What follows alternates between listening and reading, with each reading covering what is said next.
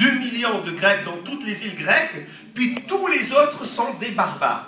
Et ils ont donné ce terme barbare essentiellement aux germaniques, les ancêtres des Allemands, parce que dans leur langage, quand ils parlaient, ils roulaient le R et on les traitait de barbar.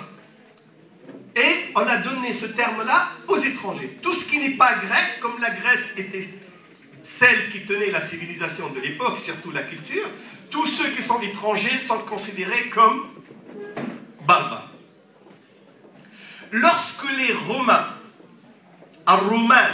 les premiers, sont rentrés dans Carthage, on a commencé à parler de barbare seulement à l'événement des Romains. Avant, on parlait de al-Afarita. On ne parlait pas de barbare. Pourquoi? Parce que ceux qui ont donné ce terme barbare, ce sont les Romains qui sont rentrés en Tunisie et qui ont voulu faire la différence entre les autochtones ou entre les Romains et les indigènes, comme faisaient les Français d'ailleurs en Algérie et en Tunisie.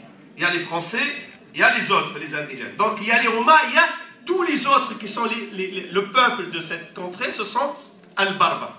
Bien sûr, il y a des historiens arabes qui ont voulu donner, comme faisait An-Nassab, ceux qui faisaient les biographies arabes, ils ont voulu donner une origine arabe à al-Barbar. Ils sont les descendants de al-Bar ibn Masr. Et Ibn Hazm, il a répondu, il a dit ça,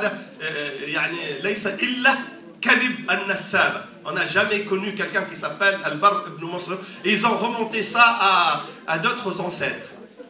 Mais ce qui est véridique, c'est que ces habitants à qui on a donné le titre de Al-Barba venaient d'où eux aussi? Ils étaient de deux tribus essentielles. Une tribu ou une ethnie d'origine négroïde, noire, et d'ailleurs ils ont habité le Maghreb, ils ont habité aussi le sud de la France. On a trouvé dans des fouilles archéologiques qu'il y a 10 000 ans avant Jésus-Christ, les habitants de toute l'Europe du Sud, du Portugal jusqu'à l'Italie, étaient des Noirs, des Négroïdes. Ces Noirs, ils sont les descendants de Ham ibn Nouh, et ils sont venus au Maghreb de l'Arabie. C'est-à-dire que la première ethnie, quand les Romains ont trouvé, elle est aussi d'origine arabe. Elle est venue de l'Arabie, ils sont des descendants de Ham ibn Nouh.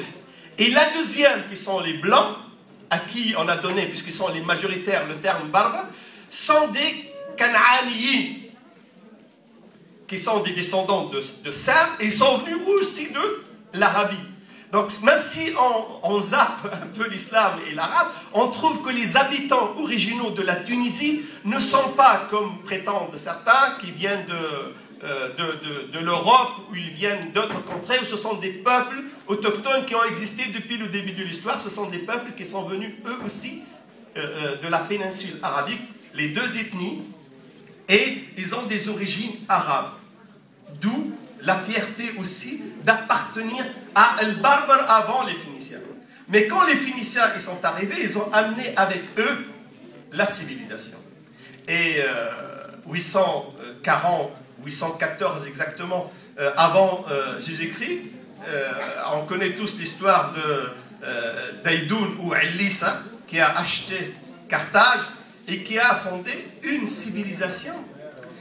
Et cette civilisation de Carthage, c'est elle qui était à l'origine de la civilisation européenne, romaine, puisque Rome a pris la place de Athènes,